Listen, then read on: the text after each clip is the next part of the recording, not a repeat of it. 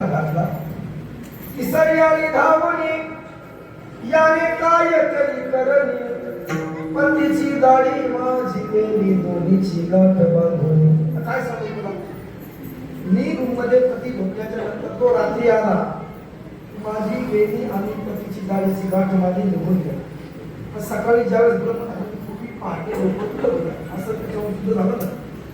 आताचा पहाटा म्हणजे 8 वाजता, 8च्या नंतर 8, 10, 11, 12 वाजता मला सुटतात रात्रभर जातात. आरामकडे जे फार पुढे गेले कुठे जाऊ द्यायचे निवडच आहे चालवावं लागतं. बरोबर आहे का? आणि ती म्हणजे पहाट उठायला गेल्यानंतर माझ्या वेळेला झटका बसला. ती रागवली करते माझे असं करता करता दिवस निघाला. ते सोडण्याचा प्रयत्न केला सुद्धा ना. मला सांगा, सामान्य व्यवहारातली गाठ ब्राह्मणांनी मारलेली गाठ सुटत नाही. 7 जण सुट्टीचं ती कोर्टामध्ये सुट्टी 10 लाख. आता कसं चालू, लग्न करायचं, चालू मुलायचं, पेश टाकायची, 8-10 लाख घ्यायची, बरोबर फार आवडली. ही गाठ जर 10 लाख सुट्टी त्याच्या बापाने मारली. अनेक प्रयत्न केले, तोडीता न सुटे, सारिता निराळी, लोटांत नितळी हालत सुटेना. काय करा आता बघा, दिवस निघाला 7 वाजले, 8 वाजले, आज काम करत बघा. एरवी रोज समजा आता समजा काकळा निघाल्यावर चालू रोज येणारा माणूस जर एका दिवसात लोक म्हणतात आज ते आले नाही, बरोबर आहे का? रोज पहाटे उठाले दोघे उठले नाही. 8 वाजले, काय झालं? लोकांना संशय आला. 10 वाजता तरी उठले नाही. कसं उठले ते त्यांना म्हटलं आतमध्ये गेले असते ते कौला पाहिलं पाहिलं तरी आपले दात बघते काय व्हायला म्हणजे आता बघून नका याच्यातून मोकळं करा. आता म्हणजे झालं कसं आहे, काय झालं, काय भांडण म्हणजे कुठं करून म्हणजे तो तर येणार नाही. आता आपल्याला तिथे जावं लागेल. आपण त्या भरसून घेऊन बसायचं. व्यवहारामध्ये अग्नीला प्रदक्षिणा करत असताना पती पुढे असतो आणि पत्नी पाठीमागे असते. ती उंच हात तुमचा आता उलट झाला 50% खरं दादा म्हणजे 50% एका वास्तुशास्त्री लावले गेलो आणि सहज तुम्ही विचारता म्हणतो तिकडे पूर्व कुठे ते पत्नीकडे हात केला. कळत नाही 50%चा परिणाम. आणि ती पुढे हे मागं हे चाललं ना किती पद्धती तर भगवंताला असे नाही नुसतं पायऱ्याच्या पाकटाक्षे मिळाले. भगवंताला अहंकार चालत, सगळं काही चालतं, पण मी म्हटलं ते चालत नाही. अशा अनेक थोड्या आयसे ऐकता घराने यशोदे नयनी आले पाणी कृष्णा होळी ते टाकून एका जना. आता गोकुळामध्ये कंटाळा आला या लोकांचा. बऱ्या गवळणी तरी कहाणी का घेऊन जायचं त्याचं एकच कारण, त्या निमित्ताने भगवंताला पाहता यावं, त्याच्या पाठीमागचा हा उद्देश होता. काहीतरी निमित्त पाहिजे म्हणून त्या खोड्या घेऊन जायच्या. मग केशवला कंटाळा सांगितलं आता गोकुळामध्ये नको, मग आता उद्या राहणार, उद्या जाई राहणार सगळे घेऊन आणि मग संपूर्ण गोपाळासाठी म्हणजे आपल्याला जायचं. पण ज्यावेळेस सकाळी भगवंताला केशवमातेने सजवलेलं आहे ते मोठी सकाळची काठी भोंगी सगळं काही केलेलं आहे आणि ज्यावेळेस निघतात तर जगाचा बाप मनामध्ये निघाला. ईश्वरी गोपा सांगितलं जवळीचं खेळा नका जाऊ धुरी सांभाळा मुलाने प्राणमाला.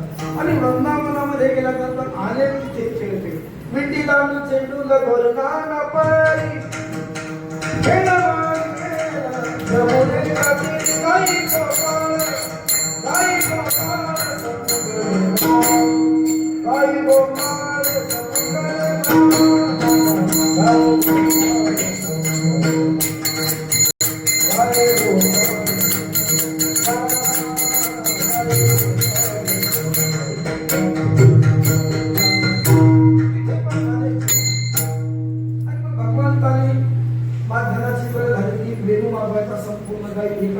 करायचा आणि तो काला करायचा. म्हणजे मेनू वाजल्यानंतर काय की मेनू करायचा.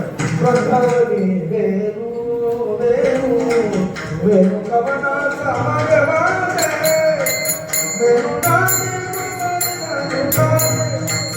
उच्च पसरून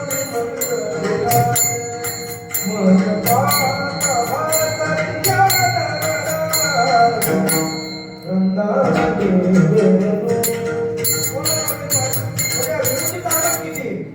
पक्षी पुळे निवांत राही. व्यवहारामध्ये काय अनुवाद तुम्ही टाकला, बरोबर आहे?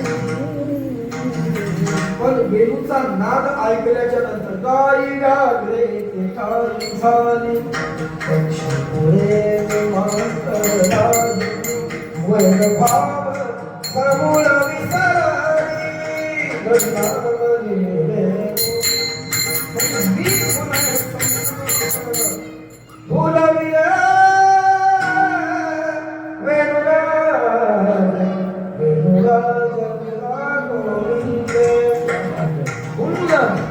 भुलविले कशामुळे वेणूचा नाद ऐकल्याच्या तुझ्या मुरलीची धडी अकल्पित पडली काळी. विव्हळ झाले अंतकरणी मी घरधंदा विसरले. आहार सावलिया वाजवली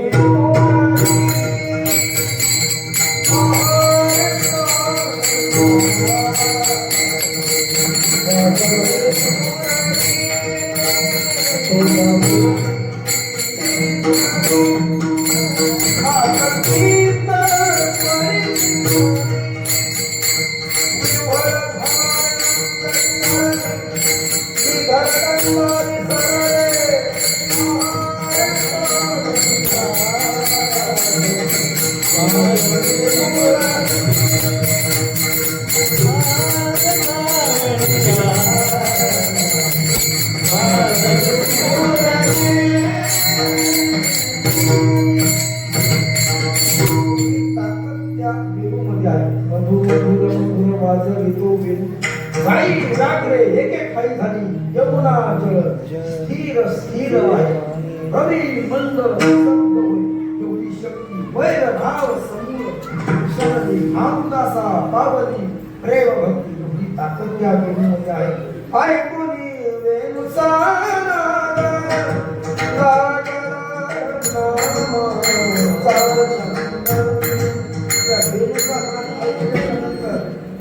गवळणीला विसर पडायचा आणि भगवंताची आठवण व्हायची. भगवंताची आठवण झाली की भगवंताला भेटायला जायचं. मग आता तुम्ही सासूवाशी गवळण सासूरवासी गवळण जाऊ दे हरी बहुवेळ लागला सासू सासरे कोपतील घरी. आज 50 वर्षापूर्वी तुम्ही सासूचं राज्य असायचं, आता सुनाचं राज्य सासूचं. काळ बदलला नाही की काळाबरोबर वागावं लागतं. सासूला विसरला लागतं आता पाणी संपलंय, आता पाणी हिनं सामून द्यायचं. मग आता सांगायचं पाणी पाणी प्यायचं सगळे घराला तरी पाणी ऊन किती पडले तुम्ही तुम्हाला लागतं पाणी मग आण भरू. मग घरीला उन्हाळी येतात घरी घर मिसळ पाहिजे असेल पाय सरळ घरी त्याला पाहण्यासाठी मग हे हातातलं काम टाकून जायचं. त्याला पाहण्यासाठी तेवढं ते भगवंताचं रूप चरित्र हे अलौकिक आहे. हे काय 1-2 तासामध्ये संपणार नाही.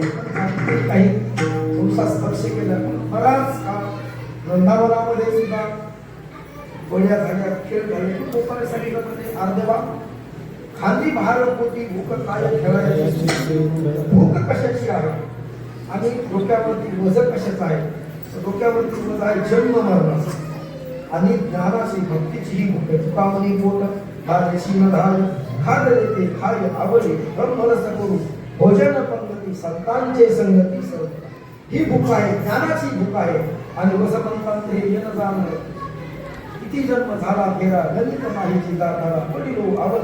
अरे किती वेळा जन्म तेव्हा आता हे वजन सहन होत नाही.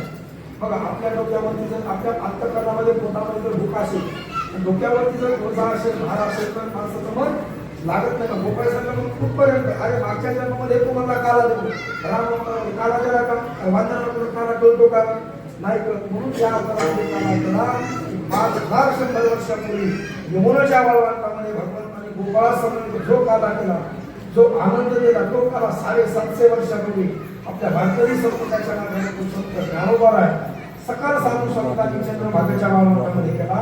आणि तोच काला वाकरी कीर्तन परंपरेच्या माध्यमातून सर्व तळागाळाच्या लोकांपर्यंत गेला. हे मला संप्रदायाचे उत्तर आहे. काय करतो संप्रदाय फार मोठा आहे. चंद्र सूर्य आहे त्याच्यापेक्षाही आणि दिल्यापेक्षा चमकदार आहे. फक्त काही मूर्ख लोकांनी त्याला गाव होत लावलं हे त्यांचं दुर्भाग्य. तू कोर ऐकण्यासाठी कोर व्हावं लागेल तेव्हा तू कोर ऐकत देशीमध्ये बसून तू कोर ऐकणार नाही. आणि तू कोराची गाथा म्हणजे काय कशाचं ट्रान्सलेशन नाही. जो अनुभव आला तो म्हणजे गाथा आहे. आणि सांगू तुम्हाला संसार करायचा गाथा वाचा म्हणतोय.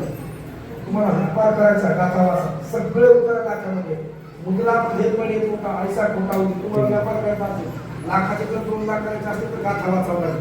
त्यात लाखाचे 10,000 केले मुद्रामध्ये पण येत होता. असा खोटा कधी करायचा. सगळ्या तुम्हाला काय करायचं गाथा वाचा. शेती करायची असेल उत्तम शेती कशी करावी गाथा वाचा. निवड आले तर शेती करावी जतन शेतीमध्ये काही म्हणून खाजा नाही असं होत नाही. म्हणून प्रत्येक तुमच्या शब्दाचं उत्तर. आणि तुम्हाला एक महत्वाचा विषय सांगतो. तुम्हाला ज्या ज्या वेळेला तुम्हाला असं वाटेल बऱ्याच वेळा एक संत वागणं काय करतो तर सगळं संपलं ज्या दिवशी वाटेल त्या दिवशी काहीच नाही. भंडारा डोंगरावरती जा तिथे माता ठेवा.